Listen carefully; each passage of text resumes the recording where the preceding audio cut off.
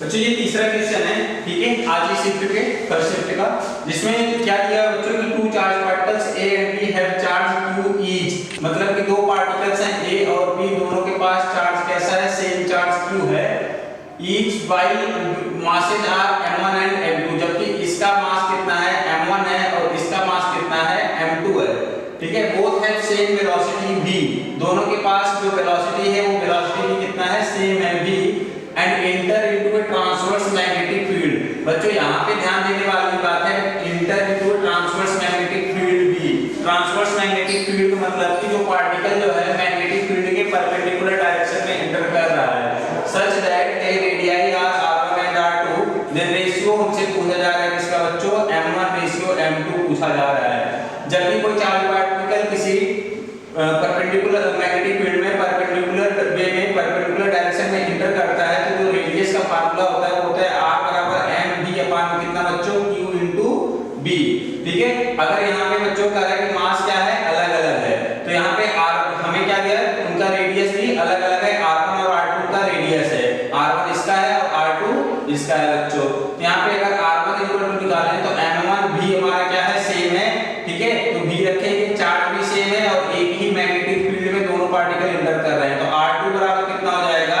m2v upon कितना, q into b। बच्चों हमसे किसका रेशियो पूछा जा रहा है, m1 अपॉन में m2 का, तो r1 बाय r2 कर दो बच्चों, तो यहां से मिल जाएगा कितना, m1v अपॉन कितना, q इनटू b, यहां पे हो जाएगा बच्चों अपॉन में कितना, ये हो जाएगा qb डिवाइड बाय कितना, m2 इनटू v,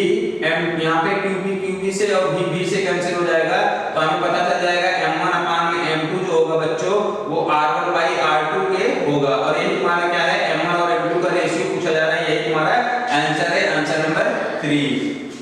बच्चों ये 29 जनवरी के शिफ्ट 1 का चौथा क्वेश्चन है, ठीक है, जो कि मेमोरी बेस्ड पे मिला है, और ये क्वेश्चन बच्चों बहुत सरफेस टेंशन का क्वेश्चन है बच्चों, ठीक है। ये क्वेश्चन मैंने अपने नोटबुक में बच्चों को कराया है, ठीक है। तो यहाँ पे कह रहा है कि एक लिक्विड ड्रॉप है ऑफ रेडियस कैपिटल R, ठीक है बच्चों, एक लिक्विड ड्रॉप है जिसका रेडियस कितना है, कैपिटल R है, और ये क्या हो रहा है, is divided into 27 identical drop. ये बहुत छोटे छोटे ड्रॉप्स में, 27 ड्रॉप्स में क्या हो रहा है, आइडेंटिकल ड्रॉप्स में डिवाइड हो रहा है। अगर इस जो छोटे छोटे 27 ड्रॉप्स है उनका रेडियस स्मॉल r अगर हम यहाँ पे ले ले बच्चों, तो हमसे पूछा जा रहा है कि find the work done in this process, मतलब एक बड़ा ड्रॉप जिसका रेडियस कैपिटल R है उसके छोटे छोटे 27 ड्रॉप्स में टूटने में कितना वर्क डन होगा। तो बच्चों जो वर्क डन जो होगा वो बच्चों किसके बराबर होगा, surface tension into surface area, change in surface area के बराबर होगा। अब बच्चों एक बड़े ड्रॉप से 27 छोटे ड्रॉप्स बन रहे हैं, तो जो चेंज इन सरफेस एरिया आएगा, चेंज इन सरफेस एरिया से निकालने से पहले बच्चों हमें small r and capital R में रिलेशन फाइंड आउट करना होगा।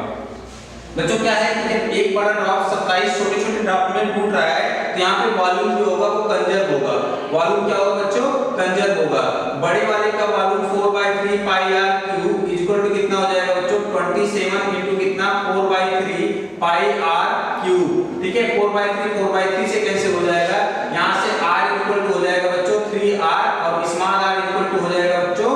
कैपिटल R डिवाइड बाय 3, ये रेडियस में रिलेशन आ जाएगा बच्चों। अब यहाँ पे सरफेस टेंशन जो सरफेस एरिया जो निकालना है, change in surface area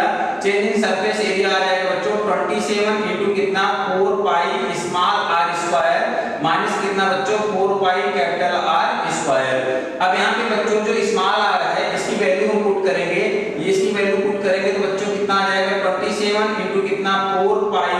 r square है बच्चों। तो यहाँ पे स्मॉल r की वैल्यू रखोगे तो r स्क्वायर डिवाइड बाय कितना बच्चों, 3 3 जा 9 माइनस कितना, 4 पाई r स्क्वायर। यहाँ से बच्चों 9 3 जा 27, तो ये हो जाएगा बच्चों 3 इनटू कितना, 4 पाई r square capital R square minus कितना बच्चों, 4 पाई कैपिटल R स्क्वायर। यहाँ से इसको माइनस करोगे तो ये आ जाएगा बच्चों 2 इनटू कितना, 4 पाई कैपिटल R स्क्वायर। ये वैल्यू ले जाके बच्चों इसमें पुट कर देना है, तो जो वर्क डन आएगा, वर्क डन आ जाएगा बच्चों 4 2 जा 8 पाई R स्क्वायर इनटू कितना, t बच्चों, ठीक है। और यहाँ